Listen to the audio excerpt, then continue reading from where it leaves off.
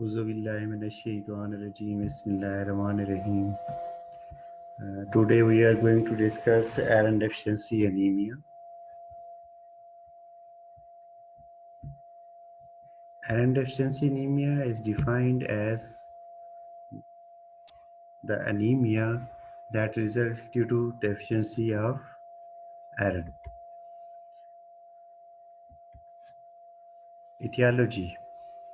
The causes of iron deficiency anemia includes number one is the blood loss like GIT, increased menses in female. 0.5 milligram of iron is lost with each ml of the blood. GIT losses includes hemorrhoids, colon, peptic ulcer disease, even esophageal varices. So these are the causes which leads to blood loss and anemia. Number two is the decreased uptake, and the causes include malnutrition. Then is decreased absorption of iron, in which the causes includes achlorhydria and malabsorption syndrome. Number four is increased requirement of iron. Increased iron requirement is shown in growth, in pregnancy, and in breastfeeding. Number fifth is the transferrin defect, which is a rare one. Transferrin is a protein which helps to transport iron in the blood to the uh, bone marrow. Number six is the decreased iron recycling, which results due to chronic infections. So these are the causes which leads to deficiency of iron and iron deficiency anemia. Now, what are the clinical features of anemia? Iron deficiency anemia, which includes the general signs and symptoms of anemia, which we have discussed in the previous lecture. And then there are specific features which suggest the patient is suffering from iron deficiency. These are the relative specific signs and symptoms and includes kyloonychia, that is the spooning of the nails of the fingers and the toes. Then is the brittle nails, glossitis, that is the inflammation of the tongue in which there is a loss of papillae. And then is the angular stomatitis, it's a fishing at the angle of the mouth. Ball tongue, definitely, in which there is a loss of papillae, dysphagia, and pica.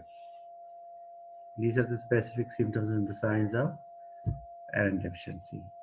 This slide shows you can compare this nail. This is a normal one with all these pictures in which there is a spooning of the nail, that is called the kyloonychia. It's a specific sign for iron deficiency anemia. This is the lower conjunctiva, which is showing paleness, and the skin is also looks to be pale. This picture shows that the patient is having ball tongue, and at the same time the patient has fissures at this angle of the mouth, and he feels, due to these two reasons, the patient feels chillosis and soreness in the mouth and the burning in the mouth. Glossitis is the atrophy of the papillae of the tongue with burning sensation and the soreness. Lumber-Vinson or the Patterson-Kelly syndrome, in which there is a dysphagia due to esophageal valves or strictures, angular stomatitis, and hypochromic anemia. An atrophic rhinitis with foul-smelling discharge, that is called the ozena, may progress to anosmia in iron deficiency anemia. Anosmia means loss of sense of smell. What is a pica? Pica is actually a habitual consumption of unusual substances. It can be both a manifestation and a cause of iron deficiency. Example of pica includes geophagia, and with the patient like to take earth or clay. Phagophagia, in which the patient like to eat ice, and malophagia, in which the patient used to take laundry starch. How will you investigate a case of iron deficiency anemia? First of all, we will go for blood complete examination, then the peripheral smear examination, stool examination, and iron studies. Blood complete examination. This slide shows the blood CP. We have discussed in the previous lecture of anemia how to interpret a blood complete picture.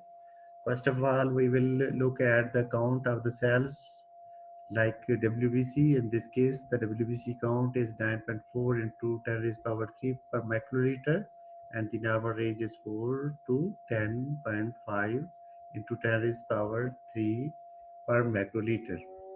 Then we look at the RBC's count. In this case, the RBC count is 2.9 into 10 raised power 6 per microliter, while the normal rate is 4.726 into 10 raised power 6 per microliter. That is, it means this patient is having decreased RBC's count.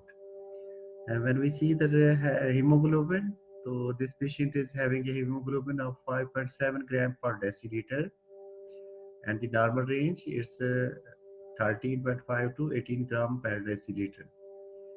According to WHO, in male it should be between 13 to 18 grams per deciliter, while this patient is having 5.7 grams per deciliter. Similarly, hematocrit, this patient is having a decreased hematocrit because why? He is having less than 42%, because normal ranges is 42 to 52%. Now the platelet count is 519 into 10 raised power 3 per microliter. That is a normal or slightly increased even, because the normal range is 150 to 450 into 10 raised power per microliter. When the patient is having low hemoglobin, then we look at the MCV and the MCH. MCV of this patient is 60.7 picoliter, and it is a decreased. Why? Because 70 to 80 picoliter is the normal range, so MCV is decreased. MCH 19.7 picogram, it is also decreased because the normal range given over here is 27 to 30 picogram. So this patient is having a decreased hemoglobin level, decreased MCV, and decreased MCH. So this is categorized as a macrocytic hypochromic anemia. And we have discussed already the macrocytic hypochromic anemia. It results due to number 1, iron deficiency anemia, number 2, thalassemia, number 3, sideroblastic anemia. So by looking at this picture, we will have a 3 differential diagnosis: iron deficiency anemia, thalassemia, sideroblastic anemia. Then we further investigate the patient. We will go further. We will advise peripheral blood smear examination. So this is the slide showing peripheral blood smear examination. Here you can see these are the RBCs. These all are the RBCs. This is a lymphocyte, and this is a neutrophil. Neutrophil is characterized by a segmented nucleus. So first of all, we will compare the size of the RBCs with the nucleus of the lymphocyte. If the size of the RBCs is equal to this nucleus, so it's a normal size. And if it is decreased than or less than the nucleus of the lymphocyte, so RBC size, we will say it is having a decreased size, mean it's a macrocytosis. So here we can compare the nucleus. This is the nucleus of the lymphocyte. This is the RBC size. So comparatively, these RBCs are decreased in size as compared to the size of the nucleus of the lymphocyte. So on this basis, we can say the peripheral smear is showing a macrocytosis. Then how to assess the hypochromia? For hypochromia, we compare the central parallel of the RBCs with the peripheral region of the RBCs. If this paler area is more than two-thirds of this peripheral colored area, so it is called decreased, uh, it is called hypochromia. So we can see over here few of the cells having a very much decreased pigment, that is the hypochromia is more prominent. In this case, this cell is also having a marked hypochromia. This one is also having a marked hypochromia. This cell is not having as much. So there is a hypochromia, marked hypochromia evidence in most of the RBCs. So this picture is showing the size of the RBCs is decreased and they are having a less pigment. So we can label this slide as a macrocytosis and hypochromia. That is again suggestive of iron deficiency. Then we will go further when we confirm the patient is having macrocytosis, hypochromia, and we are suspecting the patient is having iron deficiency. Then we will advise the patient to have iron studies. The iron studies include serum iron level, serum ferritin level, serum transferrin level, percent saturation or the transferrin saturation, then the iron stores. So definitely in case of iron deficiency anemia, the patient will have a serum iron decreased. It will be reduced, and the normal range over here it is written it's a 9 to 21.5 macromole per liter. So it will be definitely less than 9 macrogram per macromole per liter. Serum ferritin is also increased in iron deficiency anemia, and the normal range is 36 to 84 macrogram per deciliter, and it should be less than 36 in case of iron deficiency. Similarly, transferrin level will be increased. Why? Because this is a protein in the blood that carries the iron to the stores, to the bone marrow. When the iron is deficient in the blood, the quantity of the transferrin will be increased because there is a no iron to bind with the transferrin. So this transferrin, serum transferrin level will be increased, and if it is more than 3 gram per deciliter, so it suggests the patient is having iron deficiency. Similarly, transferrin saturation, it is also called a percent saturation. When the iron is less in the blood, the percent saturation is also decreased. So it will be reduced to less than 20 because the range is 20 to 50%. Then is the iron store. Definitely the iron store will be reduced in case of iron deficiency anemia. So these are the iron studies which we will advise to the patient with anemia suspected of having iron deficiency anemia. Now is the management of iron deficiency anemia. We gave oral therapy, iron sulfate and ferrous gluconate. This oral therapy is indicated in cases when there is no emergency of increasing the hemoglobin level.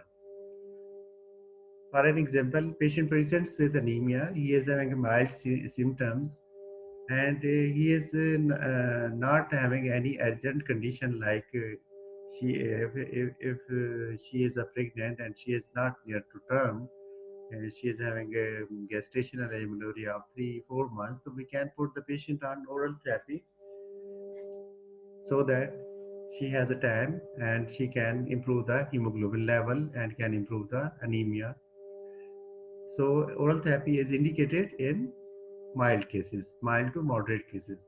Suppose a patient came with anemia having a hemoglobin of 4 or 5 gram per deciliter, and she is very, or he is a very severely symptomatic. He has a severe vertigo, severe dyspnea, fatigue. He is not going to do his daily activity due to the fatigue and the weakness. So this patient will need parenteral therapy, because by this therapy we can increase the hemoglobin level quickly as compared to this oral therapy. So a parenteral therapy is indicated